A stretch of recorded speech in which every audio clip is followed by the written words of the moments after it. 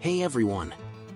In this video, we'll explore a list of jobs that have disappeared, showcasing how these once common positions have been replaced by the ever-evolving demands of the job market.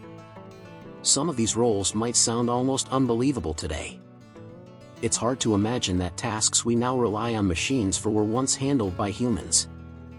So, let's take a look back and see what's changed in the world of work. Did you know that in the past, factories employed individuals called lectors? These talented individuals would read stories aloud, offering entertainment and a much-needed break from the daily grind of work. This unique practice began in the 1860s in Cuban cigar factories. It later became popular in the United States, particularly in the cigar factories of Ybor City and Tampa. However, this tradition came to an end after the Ybor City cigar makers' strike in 1931. Once selected, the lectors would read a mix of news and literature that resonated with the workers, providing both entertainment and valuable information. This tradition not only helped to alleviate the monotony of factory life but also made the work environment more engaging and intellectually stimulating for everyone involved. Let's explore how these lectors transformed the workplace experience. Did you know that before literacy became widespread, town criers were the go-to source for important announcements in many communities? These dedicated individuals, sometimes known as bellmen, played a crucial role in keeping everyone informed, especially those who couldn't read or write. Town criers would take to the streets, announcing proclamations, local laws, market days, and even advertisements. For example, in ancient Rome, they would share vital public information during market days, which occurred every 8 days, essentially creating a sort of weekend for the townsfolk. But their responsibilities often went beyond mere announcements.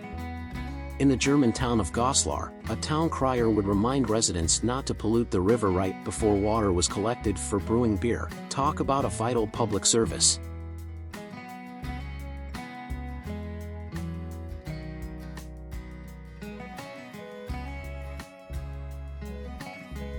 A fascinating profession that flourished in the 19th century and is still present in some cities today: lamplighters. Imagine city streets at dusk, with lamplighters walking around using a long pole with a wick to light the street lamps. As night fell, these dedicated people brought light to the dark streets, creating a warm and welcoming atmosphere. But their work didn't end there. At dawn, they would return to extinguish the light using a small hook attached to the same pole. Their duties also included carrying a ladder to change candles, refill oil, or renew gas burners, ensuring that the city remained lit and safe. In some communities, lamplighters took on a role similar to that of town watchmen, providing residents with a sense of security. In others, their position was more ceremonial, adding a little charm to the night. Although lamplighters have largely faded into oblivion, some cities still hold on to the tradition, primarily as a tourist attraction. It's a delightful way to retain a sense of historical charm and remind us of the past. In bowling, before the advent of automated pin-setting machines, resetting the pins after each strike was the job of the pin setter, often affectionately referred to as a pin boy. One former pin boy, Paul Retzek, shared his experience with Scientific American. He described the job as requiring lightning speed and efficiency. In his words, "You really had to work fast, otherwise the bowlers would be yelling at you, 'Hey, move it!'" Imagine the pressure. The role required quick reactions and agility to keep up with the fast-paced action of the game. So next time you hit the lanes, take a moment to appreciate the hard work that went into each strike before those automated machines took over.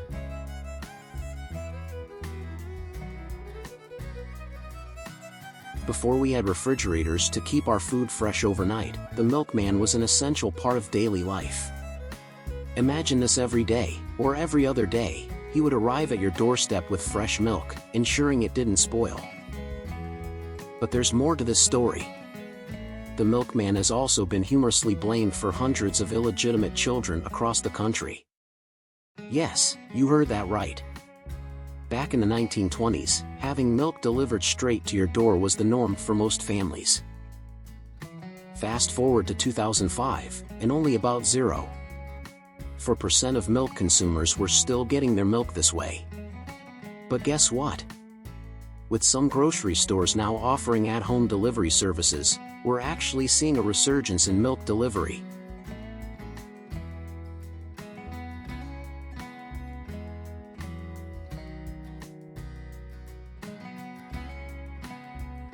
So, what exactly is a knockup? Well, tis was a job commonly found in places like the Netherlands, Britain, Ireland, and other countries during the Industrial Revolution. Back in those days, alarm clocks weren't exactly affordable or reliable, so people needed a little help getting up in the morning. The primary role of a knockup was to wake folks from their slumber, ensuring they made it to work on time. Imagine that. Instead of relying on a buzzing alarm, you had a professional whose job it was to make sure you didn't oversleep. Now, while this profession started to decline in the 1940s and 1950s, it surprisingly continued in some industrial areas of England all the way into the early 1970s. So how did they do it? Knockups typically used a baton or a short, heavy stick to knock on their clients' doors. But for those living in higher-story apartments, they got creative. They used a long, lightweight stick, often made of bamboo, to tap on upper windows and wake people up. One of the most famous images of a knockup was captured in 1931 by photographer John Topham. It shows a knockup in East London using a pea shooter to do their job. How cool is that?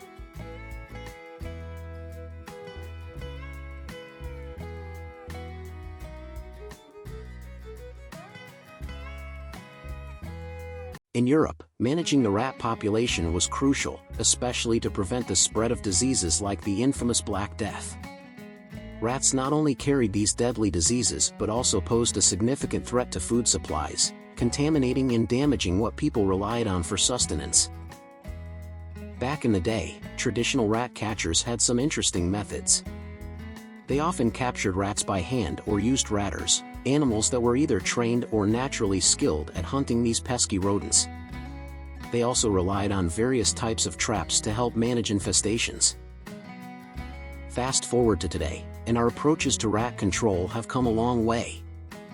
Modern techniques now include setting traps, using poison bait, introducing natural predators, and even employing smoke machines to tackle these unwanted guests.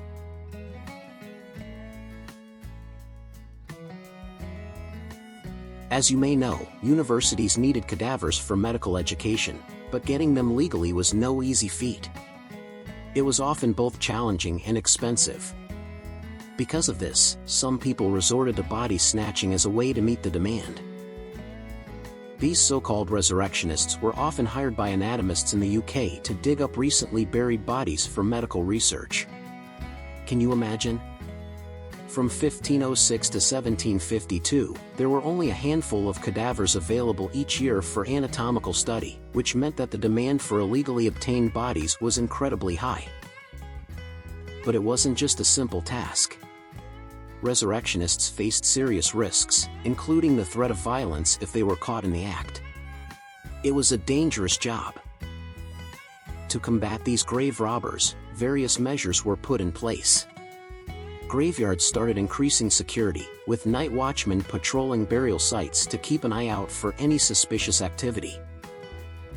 Wealthy families sometimes took extra precautions by securing their loved ones' remains in fortified coffins. Others used physical barriers like morgue safes or heavy stone slabs to make it much harder to remove corpses.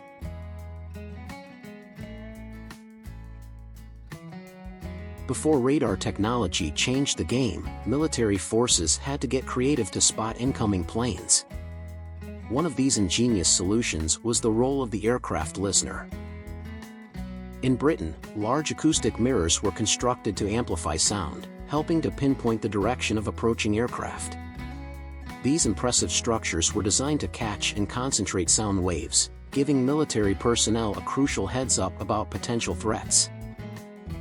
And guess what? Some of these historical acoustic mirrors still stand today. Many have been restored as part of efforts to preserve this unique legacy.